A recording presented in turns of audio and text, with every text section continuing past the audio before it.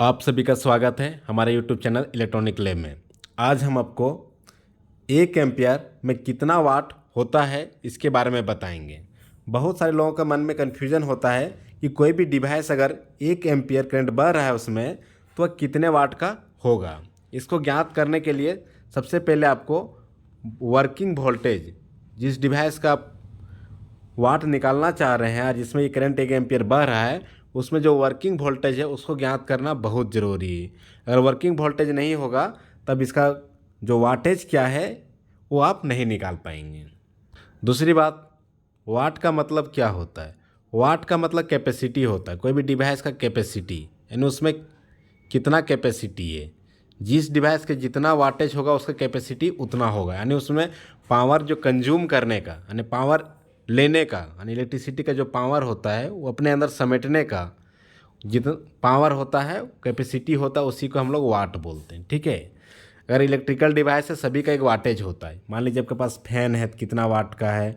Bulb आप लोगों ने देखा होगा कितना वाट का आपके घर में लगे हुए बल्ब। एक मोटर को देखे होंगे, आपने सुना होगा 7 HP, 8 HP, 5 HP का मोटर है, 1 HP का मोटर है।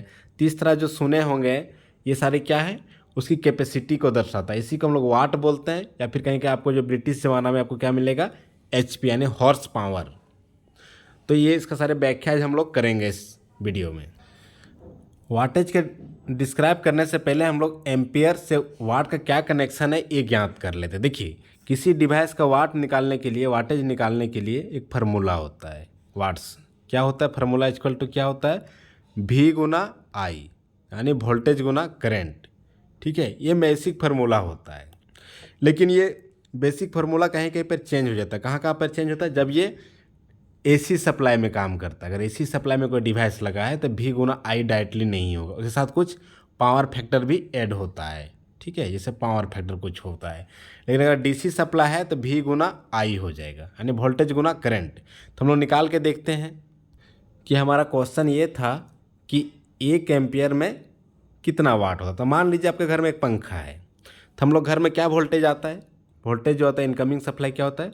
वो 230 से 220 वोल्ट होता था। मान लीजिए 230 वोल्ट होता है, ये हमको ज्ञात है। ठीक है, हमारे घरों में आने वाली सप्लाई। ठीक है, अब हम कह रहे हैं कि 1 एम्पियर उसमें करंट बह रहा है तो कितना वाट होगा। तो आई इक्वल टू कितना होगा हमारा? 1 एम्पियर हम लोग मान लेते हैं। ठीक है, तो वाटेज इक्वल टू क्या हो जाएगा? मान लीजिए डीसी सप्लाई। ठीक है, तो क्या हो जाएगा? V Guna I। ठीक है, तो 230 गुना 1 तो क्या हो जाएगा? 230 वाट। तो अगर इस तरह का आपके घर में फैन है और उसमें 1 एम्पियर करंट बह रहा है, डीसी सप्लाई है, तो आपको ये 230 वाट का फैन होगा, ये डीसी कंडीशन में। लेकिन एसी कंडीशन में कैसे निकालेंगे? सेम है, थोड़ा सा चेंज है। एसी में क्या होता है? पावर फैक्टर ऐड होता है। पावर फैक्टर मतलब यानी जब भी हम लोग कोई इंडक्टिव लोड लगाते हैं, इंडक्टिव लोड या कैपेसिटिव लोड लगता है, तो क्या होता है? जो वोल्टेज और करंट का जो ग्राफ होता है एक साथ दोनों पीक में नहीं होते हैं। जब वोल्टेज हाई होता है, मान लीजिए वोल्टेज है, वोल्टेज जब हाई हो रहा है तो करंट उस समय डाउन रहता है। तो यानी उसमें फुल कैपेसिटी एक साथ में नहीं निकल पाता। अगर फुल वोल्टेज और फुल करंट गुना करेंगे तो उसका मतलब ये हमेशा ज़्यादा ही दिखाएगा और वो एक्चुअली कम लोड, कम जो वाट है कंज्यूम करता है। लेकिन अगर V इंटू आई कर देंगे तो ये अधिक हो जाएगा। तो इसलिए उसका एक पावर फैक्टर दिया रहता है। पावर फैक्टर दिया रहता है। तो देखिए, मान लीजिए फैन है, फैन का ही ले लेते हैं, वाट इक्वल टू क्या होगा? तो सप्लाई मान लेते हैं हमारा सिंगल फेज, हमारा घर का सप्लाई है तो 230 वोल्ट ही होगा। फैन फैन तो सिंगल फेज में चलता है। ठीक है ना। और करंट हम लोग 1 एम्पियर की बात करते हैं, 1 एम्पियर ले लेते हैं। ठीक है, लेकिन साथ ही इसका क्या होता है? पावर फैक्टर इसके साथ गुना होता है। ठीक है, पावर फैक्टर। ठीक है, तो सभी डिवाइस, अलग अलग डिवाइस के लिए अलग अलग पावर फैक्टर होता है। लेकिन बेसिकली जो होता है 0.8 कहीं कहीं आपको ज़्यादातर मिल जाएगा। तो क्या हो जाएगा? 230 गुना 1 गुना 0.8। ठीक है, इसको गुना करेंगे तो 184 आपको आएगा। तो अगर इस तरह अगर एसी में लगा हुआ है, इस तरह हम लोग इजी से निकाल लेंगे कि फैन का कैपेसिटी कितना है? 184 वाट। हम डायरेक्टली कभी भी ये नहीं बोल सकते कि 1 एम्पियर बराबर इतना वाट होता है। क्यों नहीं होता है? क्योंकि उसमें वोल्टेज डिपेंड करता है, पावर फैक्टर डिपेंड करता है, 2-3 चीज़ डिपेंड करता है तभी वाटेज निकलेगा। डायरेक्टली हम एम्पियर से कभी भी हम किसी का वाटेज नहीं निकाल पाएंगे। ये मेरा बेसिक चीज़ हो गया, ये सिंगल फेज का है। अब हम देखेंगे आपका कि 3 फेज के लिए क्या होता है। मान लीजिए 3 फेज का मेरे पास एक मोटर है जो 3 फेज में चलता है, ठीक है। तो देखिए वोल्टेज 2 तरह का होता है, एक सिंगल फेज वोल्टेज बोलते हैं, सिंगल फेज वोल्टेज, ठीक है। जो हमारे घर में आता है वो कितना था, 230 वोल्ट होता है, ठीक है।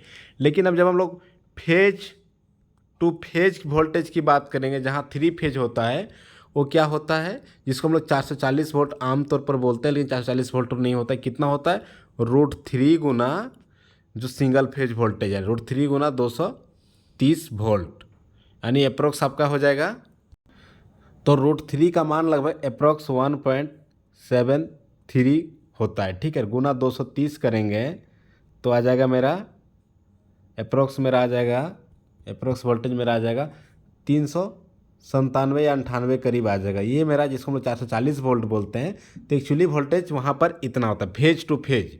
और जब भी 3 फेज में कोई डिवाइस काम कर रहा है तो हम लोग इसी वोल्टेज को काउंट करेंगे, ठीक है। और अगर इस वोल्टेज को काउंट नहीं करेंगे तो क्या करेंगे, सिंगल फेज वोल्टेज को गुना √3 कर देंगे।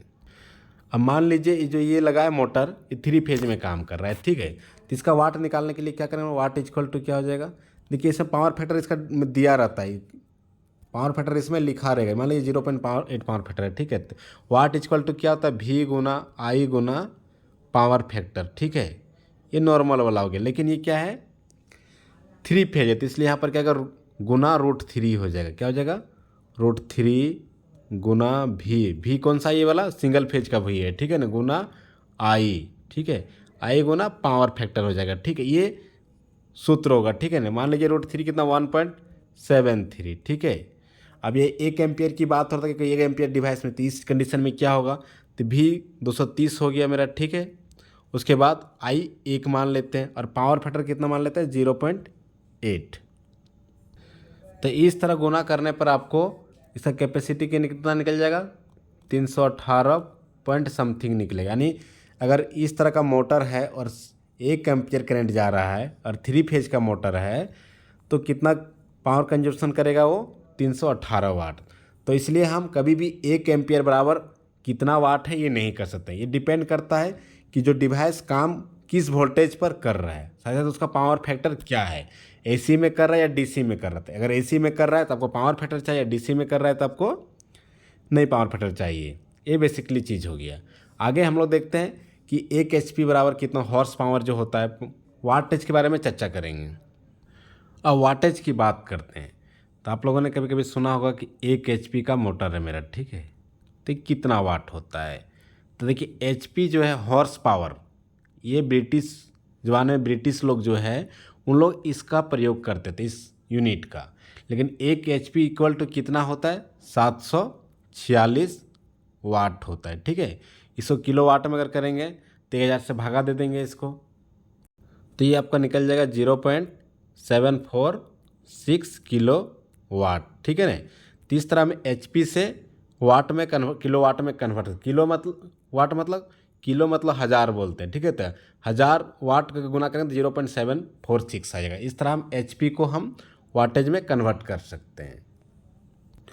तो अभी लेटेस्ट में आप लोग जो वाटेज कैपेसिटी किसी डिवाइस का देख रहे हैं तो 2 चीज़ में मिलेगा आपको, वाट में, जिसको किलो वाट में भी बोल सकते हैं, किलो वाट में भी ले सकते हैं, ठीक है, किलो वाट में, साथ ही साथ आपको हॉर्स पावर में। ये 2 चीज़ें आपको अभी यूनिट के तौर पर प्रयोग किया जा रहा है मार्केट में कोई भी डिवाइस का कैपेसिटी मापने के लिए। और कोई भी डिवाइस आप परचेज करते हैं तो दोनों चीज़ों को देखना ज़रूरी है कि कितना वाट से कैपेसिटी है, ठीक है। इसी पर डिपेंड करता है, कोई भी अगर मोटर ले रहे हैं, फैन ले रहे हैं या कोई भी आप इंडक्टिव चीज़ ले रहे हैं तो उसका कैपेसिटी देखना बहुत ज़रूरी है।